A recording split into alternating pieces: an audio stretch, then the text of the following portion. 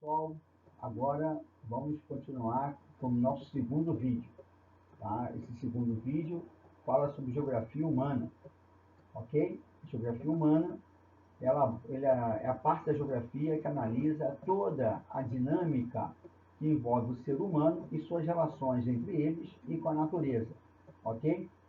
Então, vamos abordar os principais conceitos.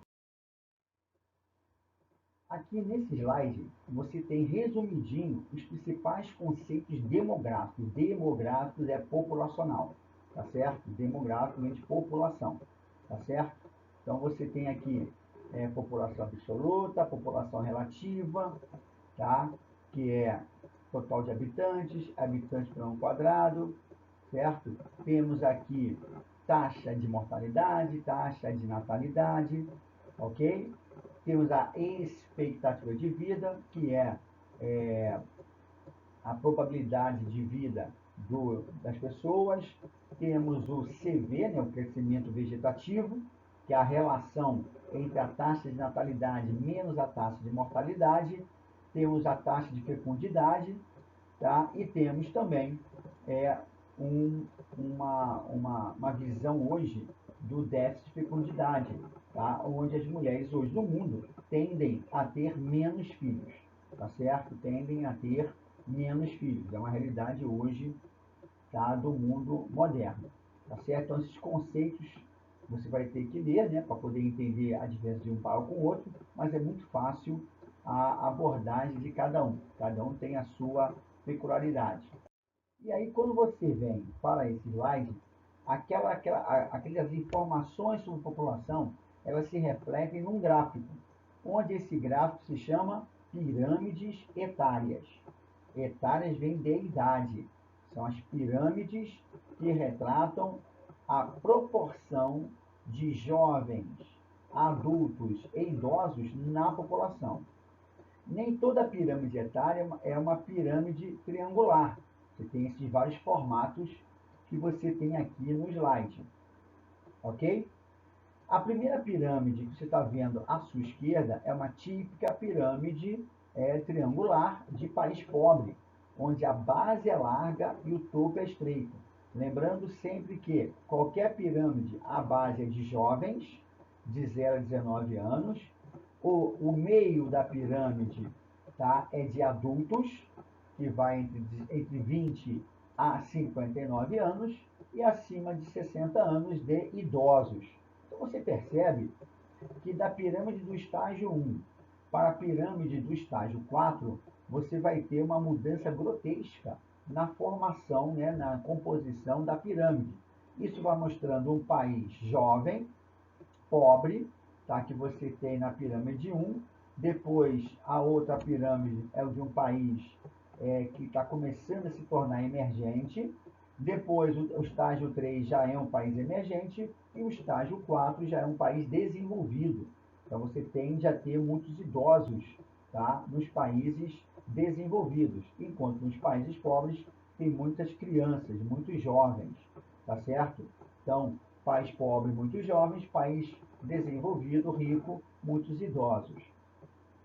Tem um gráfico aqui mostrando também a previsão de população entre 2017 e 2100. Eu sei que é muito tempo, 2100, mas é um projeto, é uma previsão, e você percebe que existe uma numeração, tá, onde quem estará possivelmente em primeiro, segundo e terceiro lugar nesse curto espaço de tempo. Então, hoje, em população, primeiro China, segundo Índia, terceiro Estados Unidos, quarto Indonésia, quinto Paquistão, sexto Brasil, tá? O Paquistão já passou o Brasil agora, tá? Sétimo Nigéria, oitavo Bangladesh, nono Rússia, décimo Japão. Lá em 2100, provavelmente, primeiro vai ser a Índia, tá? Com o absurdo, né, de uma população que estará diminuindo, mas continuar sendo ainda bastante volumosa. Segundo, Nigéria. Terceiro, China. Tá? Quarto, Estados Unidos. Quinto, o Paquistão. Tá? E depois o sexto não entra. Botaram só alguns, eles não botaram todos. Então, você percebe que o Brasil, tá, eles só botaram os primeiros, os 10 países. Então, o Brasil, em 2100, vai ser o 13º, com 165 milhões de habitantes, ok? Então, perceba que em 2017, o Brasil tinha 212, ele vai ter 165. Logo, a população tende a diminuir a partir de 2050. Tá? É uma análise que é uma previsão que os estudiosos imaginam. Mas é tudo previsão, pessoal. Ok? Temos também no slide 4 as teorias demográficas. 4 são as teorias que caem em prova: a teoria malthusiana, a teoria neomalthusiana, a teoria reformista e a teoria ecomalthusiana. No quadro à sua esquerda, eu coloquei informações mais abrangentes de cada teoria. Já a sua direita é só a ideia principal. Então, a teoria malthusiana, lá do século XVIII, acreditava que os alimentos que cresceriam de forma aritmética, PA, e a população cresceria de forma geométrica, seria então multiplicando-se. Então, nesse pensamento matemático de Malthus, em pouco tempo haveria mais gente que comida, então haveriam guerras pela comida. Não se concretizou, graças a Deus. A segunda teoria neomalthusiana vai surgir 200 anos depois, após a Segunda Guerra. Agora, os defensores de Malthus botam a culpa nos pobres. Existem pobres porque têm muitos filhos porque são pobres. Essa relação direta. Por isso que eles defendem o quê? O controle de natalidade. Já nos anos 60 do século XX, a teoria reformista ela é de tendência marxista, é de tendência comunista, tá? Aonde ela diz o seguinte: não, o problema de pobres no mundo não é questão dos filhos, e sim pela má distribuição de riqueza, pela má distribuição de riqueza no mundo, ok? E a mais recente, final do século XX, é a teoria eco-malthusiana, aonde relaciona o crescimento populacional com o processo de preservação ambiental, ou de manter os recursos naturais disponíveis para poder manter a população. Tá? Então, são 3 teorias que analisam o crescimento ou não da população. Ok, pessoal? Nesse slide, você tem uma radiografia do Brasil, mostrando que a pirâmide etária do Brasil vem mudando substancialmente, desde os anos 80, que era típica de um país pobre, para 2020, que é típica de um país emergente. Olha como a base se estreitou de jovens, e os adultos que estão em verde e os idosos vêm aumentando nos últimos anos. A tendência é esta, ok? E você percebe aqui à sua esquerda a concentração de população por região, tá? Por região e em comparação à área também. Então é a população relativa. Então você percebe que você tem grandes estados populosos, como Rio Grande do Sul, São Paulo, Minas Gerais, Rio de Janeiro e Bahia. Então a grande concentração populacional estão nesses 5 estados, correto? Já o restante vai se distribuindo cada vez mais rarefeito para o interior do Brasil. Já nesse slide 6, entramos na questão da composição, tá? Da composição étnica da população brasileira. O básico, tá? Você tem as principais etnias formadoras do povo brasileiro, tá? Que é a etnia do índio nativo, a do branco, a do negro e até do amarelo asiático ou do japonês que veio para cá. E aí você vai ter um processo de miscigenação, um processo de mistura étnica, aonde hoje nós podemos dizer que nós somos o povo mais mestiço do mundo. Tá? Ficando difícil de você chegar e ser denominado totalmente puro a nível de racial, né, de cor. Tá? Então nós somos um povo mestiço, onde cada pilar dessa etnia contribuiu de uma forma específica, tá?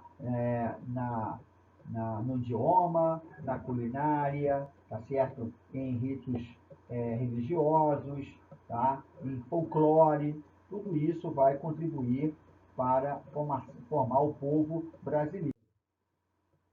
No slide 7, caímos agora numa outra parte da demografia ou da geografia humana, que são os movimentos migratórios. O movimento migratório, pessoal, é o deslocamento de pessoas.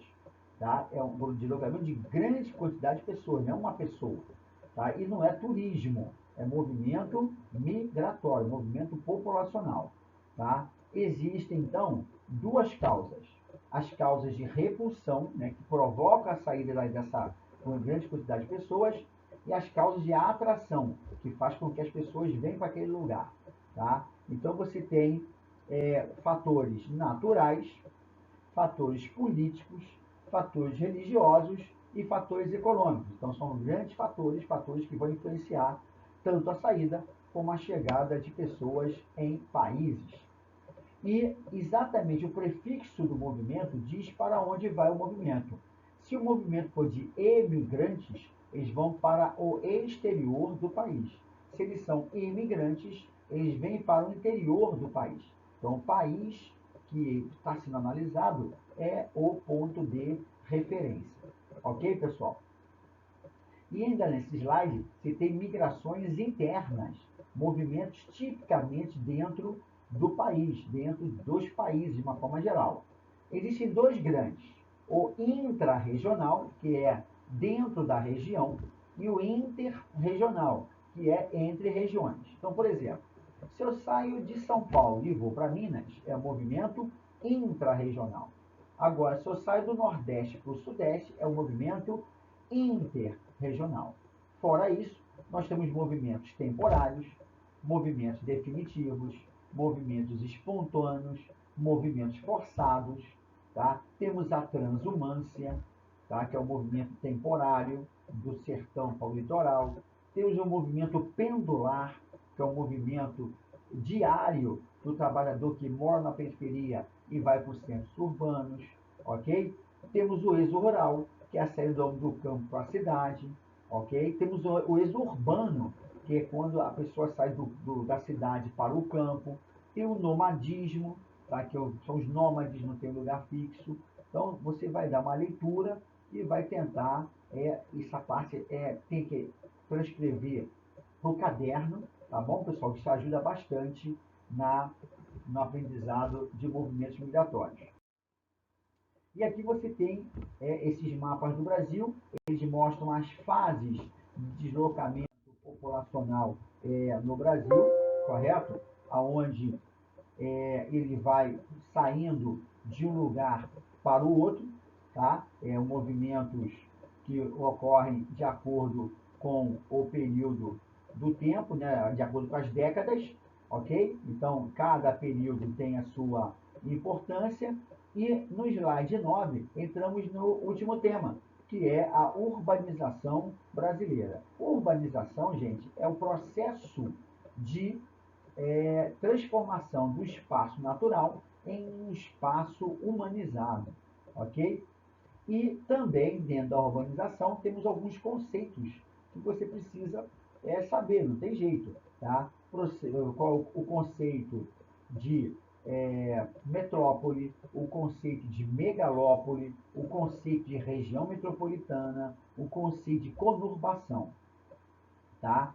Megacidade também é um outro conceito e cada um deles está explicado aqui à sua esquerda no slide. Tá? Metrópole é o domínio de uma área urbana sobre áreas próximas. Megalópole é a junção de várias áreas urbanas, formando um extenso eixo urbano. Tá? Megacidades são cidades com mais de 10 milhões de habitantes, só isso. Tem mais de 10 milhões de habitantes, é megacidade. Região metropolitana é a área de influência da metrópole, formando uma região chamada metropolitana. Aqui no Rio de Janeiro é chamada de Grande Rio. Tá? É o domínio da cidade do Rio de Janeiro sobre mais 20 municípios próximos. Essa é a área chamada de área metropolitana do Rio de Janeiro. Ok? E temos também que a urbanização é uma característica de desenvolvimento de um país. Tá? Quanto mais áreas urbanas, mais desenvolvido é um país. Claro, se for uma área urbana organizada, senão não tem jeito. Tá? Vimos agora, estamos entrando agora nos principais problemas ambientais que estão diretamente ligados à sociedade humana e à natureza. Tá? Então, existem problemas ambientais urbanos, existem problemas ambientais rurais ou do campo. Nas áreas urbanas, nós temos a inversão térmica, nós temos a chuva ácida, nós temos o efeito estufa, nós temos as ilhas de calor, nós temos o desmatamento e nós temos as queimadas. Desmatamento e queimada é mais usado no campo, mas também existe nas áreas urbanas. Quando você anda em época que não chove muito, tá, você tem o uso da queimada para poder limpar pastos para o uso do solo. Tá? A chuva ácida é o acúmulo excessivo de poluição. A inversão térmica é a concentração de poluição na superfície na época do inverno. Tá? E as ilhas de calor são a grande concentração de calor por causa do excesso de asfalto, prédios e etc. Tá bom, pessoal? E aqui você tem no slide 11 os principais. E aí eu botei isso aqui para você, com calma, né? Você pega, copia esses temas que estão aqui à sua esquerda e você vai separar para mim os problemas ambientais urbanos e os problemas sociais urbanos decorrentes desses problemas ambientais. Então, nós temos 2, 4, 6, 8, 9 problemas ambientais e nós temos 2, 4, 6, 8, 7 problemas sociais urbanos. Então, por exemplo, tá? Você vai ter desemprego. Desemprego não é um problema ambiental, é um problema social. Violência urbana é um problema social, não é ambiental. Isso tudo afeta as áreas urbanas, ok? Aqui na tabela nós temos as principais taxas de urbanização, tá? Entre 1960 a 2000. Perceba que Singapura, por exemplo, é uma cidade-estado, ela é 100% urbanizada, é uma cidade-estado, em comparação à Índia, que é um país extenso e tem a segunda maior população do mundo, apenas 29% do país é urbanizado em 2000. Tá? Agora já deu uma aumentada, mas absurdo. Tá? Então, quer dizer, 80% da Índia ainda tem aspectos rurais. Tá bom, pessoal? E no último slide, de geografia humana, mais uma vez, trabalha que tudo relaciona o ser humano com a natureza e com ele mesmo. Você tem aqui 3 formas hoje que caem em prova de Enem, de vestibular, de segregação. A autossegregação, a segregação imposta e a segregação induzida. A autossegregação é quando a classe rica se isola em condomínios autossuficientes, tá? Eles que ficam presos, enquanto o mundo fora tem os seus problemas, não vai afetá-los dentro da sua redoma, tá? Privilegiada. A segregação imposta é quando é forçada, é uma segregação forçada. As pessoas são obrigadas a procurar lugares impróprios para morar. E a segregação induzida é quando você tem um projeto, tá, é, de deslocamento de renda, de você escolher, tá, aonde vai habitar em comparação a outras áreas, entendeu? É uma segregação que vai te induzir, vai te levar, tá certo? Você acaba sendo levado. Isso é uma segregação induzida. Aqui nós temos a classificação das grandes metrópoles, alfa, beta e gama, de acordo com a quantidade de equipamentos urbanos, né? Que é bolsa de valores, sede de bancos, sede de empresas, tá? E o processo de gentrificação, que é um processo também de segregação social, socioespacial no Brasil. Tá bom, pessoal? Mais um slide, tá? Mais um material. Espero que tenha contribuído para vocês, mais uma vez, preparando-os adequadamente. Isso tudo cai na prova do vestibular, isso tudo cai na prova do Enem. Tá bom, pessoal? Não fique perdendo tempo, aproveite esse material feito com carinho, tá? Sou o professor Márcio Jesus, Geografia, trabalho com Geografia, História e Atualidades. É um prazer enorme trabalhar com vocês, preparando-os para o vestibular, tá? Faltam mais 2 slides, tá? Acompanhem comigo. Obrigado.